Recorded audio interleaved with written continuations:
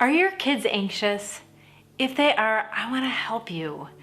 I'm Jodi and I'm a counselor in Rochester, New York who works with kids and their families. And I work a lot with kids and anxiety. I don't just work with kids with anxiety. I got a few of my own. And I've never felt so helpless as I did when my children were anxious. You know, I could see that they're physically safe, but I know that in their little struggling minds, they don't feel so safe. In fact, they feel the opposite of safe, and this is painful and overwhelming. And as parents, it's our job to keep our children safe. But how can we keep them safe from their own minds? Yeah, we could hold them and we could listen and we could try to talk them out of it. However, sometimes they believe what the anxiety is telling them so much that they argue against our words, even words we know that could take their suffering away. You don't have to worry about that. That won't happen. What the anxiety is saying is not true. I would never leave you in the middle of the night and move to Australia, leaving you all alone.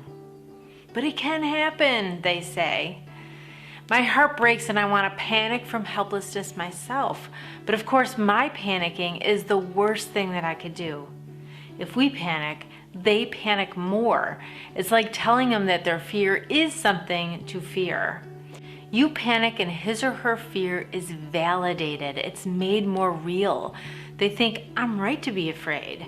But that's the last thing that we want them to think. Fear objectively is not the problem.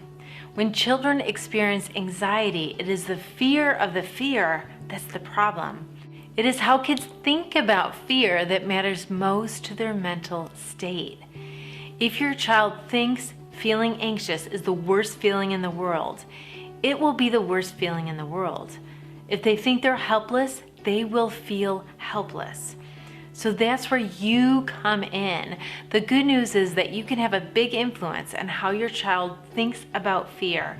And here are 7 ways that you can help your child overcome their anxiety.